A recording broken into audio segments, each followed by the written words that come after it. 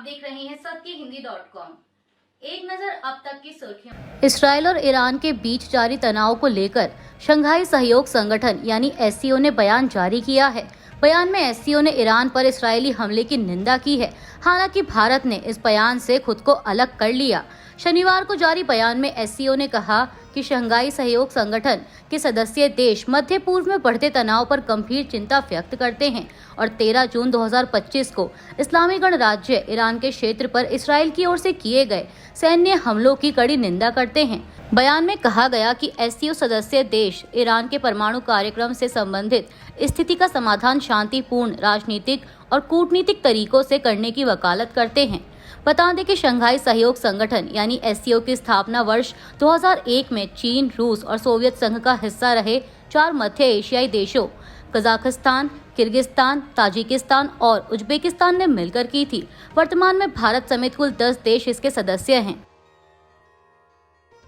भारतीय विदेश मंत्रालय ने एससीओ के बयान से किनारा करते हुए कहा है कि इस मामले पर भारत ने अपनी स्थिति 13 जून 2025 को स्पष्ट की थी और यह वही है। हम आग्रह करते हैं कि तनाव कम करने के लिए बातचीत और कूटनीति के माध्यमों का इस्तेमाल किया जाना चाहिए। यह जरूरी है कि अंतर्राष्ट्रीय समुदाय उस दिशा में प्रयास करें। विदेश मंत्रालय का कहना है कि भारत ने अपने स्टैंड को लेकर बाकी एससीओ सदस्यों को सूचित किया था। इसे ध्यान में रखते हुए भारत ने एससीओ बयान पर चर्चा में भाग नहीं लिया। इसराइल के रक्षा मंत्री ने ईरान को चेतावनी दी है कि अगर उसने मिसाइलें दागना जारी रखा तो तेहरान जल जाएगा। रक्षा मंत्री इसराइल काट्स ने एक बयान जारी कर ईरान को नागरिकों पर हमले के खिलाफ चेतावनी दी।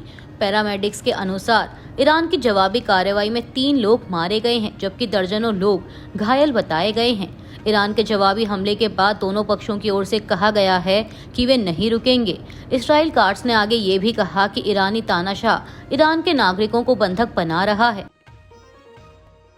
लेबनान ने स्थानीय समय अनुसार सुबह 10 बजे अपना हवाई क्षेत्र फिर से खोल दिया है। लेबनान के लोक निर्माण और परिवहन मंत्रालय की ओर से की गई घोषणा में इस बात पर जोर दिया गया कि हवाई क्षेत्र को बंद करने का निर्णय जरूरी सुरक्षा कारणों से लिया गया था। बीबीसी की एक रिपोर्ट के मुताबिक थोड़ी देर पहले जॉर्डन ने भी अपना हवाई क्षेत्र फिर से खोल दिया है। हालांकि हमले की रात से इसराइल की तरफ से कोई अपडेट नहीं आया था। इसराइल ने घोषणा की थी कि उसका हवाई क्षेत्र अगली सूचना तक बंद रहेगा। ईरान की सरकारी मीडिया एजेंसी इरना ने भी कहा है कि अगली सूचना तक देश में कोई भी उड़ान संचालित नहीं होगी। Flight tracking website flight radar 24 पर फिलहाल मध्य पूर्व के एक महत्वपूर्ण हिस्से में आसमान में कोई भी विमान नहीं दिख रहा है। इसराइल की मीडिया के मुताबिक ईरान की जवाबी कार्रवाई में 3 लोग मारे गए हैं। इससे पहले शनिवार सुबह इसराइल ने 2 लोगों की मौत की पुष्टि की थी। इसराइल में विपक्षी पार्टी के नेता येर लैपिड ने 3 इसराइली नागरिकों की मौत पर शोक व्यक्त किया।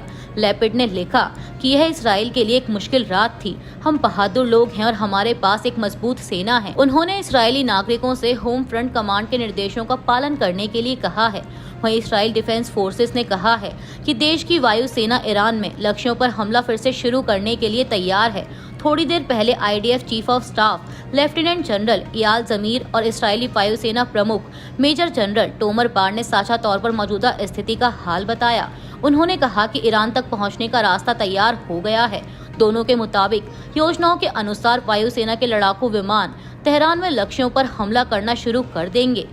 ईरान ने इसराइल की मदद को लेकर अमेरिका, फ्रांस और ब्रिटेन को चेतावनी दी है। ईरान की सरकारी मीडिया ने इस बात की जानकारी दी। रिपोर्टों में कहा गया है कि यदि तीनों देश इसराइल को समर्थन देते हैं तो ईरान इन देशों से संबंधित सैन्य ठिकानों और जहाजों को निशाना बनाएगा। ब्रिटेन ने अब तक ईरानी हमलों के जवाब में इसराइल की सुरक्षा के प्रयासों को लेकर की गई टिप्पणियों पर कोई प्रतिक्रिया नहीं दी है, लेकिन बताया जा रहा है कि ब्रिटेन ने किसी भी सैन्य कार्रवाई में हिस्सा नहीं लिया है। वहीं अमेरिकी राष्ट्रपति डोनाल्ड ट्रंप ने ईरान से उसके परमाणु कार्यक्रम पर समझौता करने के लिए कहा है और साथ ही चेतावनी दी है कि अगर ऐसा नहीं हुआ तो इसराइल और भी अधिक कड़ा हमला कर सकता है। एयर इंडिया ने कहा है कि कंपनी भारतीय विमानन नियामक यानी डीजीसीए की तरफ से निर्देशित सुरक्षा जांच पूरी करने की प्रक्रिया में है। सोशल मीडिया प्लेटफॉर्म एक्स पर एयर इंडिया ने लिखा कि ये जांच बोइंग 787 के पेड़े पर की जा रही है। ये विमान भारत लौट रहे हैं इससे पहले कि उन्हें अपने अगले परिचालन के लिए मंजूरी दी जाए। उनकी जांच कर ली जाएगी। एयर इंडिया के प्रवक्ता का कहना है कि उन्होंने 9 विमानों में अभी तक सुरक्षा जांच की प्रक्रिया पूरी कर ली है और बाकी 24 विमानों की जांच भी तय समय सीमा के भीतर कर ली जाएगी। इससे पहले भारतीय विमानन नियामक ने बोइंग के सभी ड्रीम लाइनर विमानों की बेड़े पर सुरक्षा जांच को लेकर आदेश दिए थे। ये फैसला अहमदाबाद में एयर इंडिया की लंदन जा रही फ्लाइट के क्रैश होने के बाद लिया गया था, जिसके बाद TGCA ने एयर इंडिया को आदेश दिया था कि वह 15 जून 2025 तक भारत से उड़ान भरने से पहले एक बार की विशेष जांच प्रक्रिया को अनिवार्य रूप से लागू करे। छत्तीसगढ़ सरकार ने पुलिस कार्य प्रणाली को और अधिक सुलभ, पारदर्शी और संवादात्मक बनाने के लिए पुलिस अभिलेखों में इस्तेमाल होने वाले उर्दू और फारसी शब्दों की जगह ऐसे हिंदी शब्दों का इस्तेमाल शुरू किया है जिन्हें आम लोग भी आसानी से समझ सकें। हलफनामा की जगह शपथ पत्र, दफा की जगह धारा, फरियादी की जगह शिकायतकर्ता और चश्मदीद की जगह प्रत्यक्षदर्शी का इस्तेमाल इसके कुछ उदाहरण हैं। उप मुख्यमंत्री विजय शर्मा, जो गृह विभाग भी संभालते हैं, के निर्देश पर पुलिस महानिदेशक ने इस संबंध में जिला पुलिस अधीक्षकों को पत्र जारी कर कहा है कि पुलिस कार्य प्रणाली में इस्तेमाल होने वाले कठिन और पारंपरिक शब्दों की जगह सरल और स्पष्ट हिंदी शब्दों का इस्तेमाल किया जाना चाहिए। कांग्रेस ने शनिवार को गजा में संघर्ष विराम के लिए संयुक्त राष्ट्र महासभा के प्रस्ताव पर वोटिंग से दूर रहने के लिए केंद्र पर हमला बोला और आरोप लगाया कि भारत की विदेश नीति खस्ता हाल है। विपक्षी दल ने सरकार से इस बात पर भी जवाब मांगा कि क्या भारत ने युद्ध, नरसंहार और न्याय के खिलाफ अपने सैद्धांतिक रुख को त्याग दिया है। कांग्रेस अध्यक्ष मल्लिकार्जुन खड़गे ने कहा कि अब यह स्पष्ट हो रहा है कि हमारी विदेश नीति खस्ता हाल है। शायद पीएम मोदी को अब अपने विदेश मंत्री की बार बार की गई गलतियों पर फैसला लेना चाहिए और कुछ जवाबदेही तय करनी चाहिए। ICC world test championship final मुकाबले में दक्षिण अफ्रीका ने ऑस्ट्रेलिया को 5 विकेट से हरा दिया है। दक्षिण अफ्रीका की तरफ से एडन मार्करम ने सबसे अधिक 136 रन बनाए। मार्करम के अलावा कप्तान टेम्बा बवूमा ने अर्धशतकीय पारी खेलते हुए 66 रन बनाए। वहीं ऑस्ट्रेलिया के लिए दक्षिण अफ्रीका की दूसरी पारी में तेज गेंदबाज मिचेल स्टार्क ने सबसे अधिक 3 विकेट चटकाए। फाइनल में टॉस जीतकर दक्षिण अफ्रीका ने बॉलिंग चुनी थी और ऑस्ट्रेलिया को पहले बल्लेबाजी के लिए आमंत्रित किया था। ऑस्ट्रेलिया की पहली पारी 212 रन पर ऑल आउट हो गई और इसके जवाब में दक्षिण अफ्रीकी टीम पहली पारी में सिर्फ 138 रनों पर ही सिमट गई। दूसरी पारी में अफ्रीकी गेंदबाजों ने वापसी की और ऑस्ट्रेलिया को 207 रनों पर ही रोक दिया। इस तरह ऑस्ट्रेलिया ने दक्षिण अफ्रीका को 285 रनों का लक्ष्य दिया और दक्षिण अफ्रीका की टीम ने 5 विकेट शेष रहते हुए लक्ष्य को हासिल कर लिया। अभी के लिए बस इतना ही। बाकी की खबरों के लिए जुड़े रहिए सत्यहिंदी.com के साथ।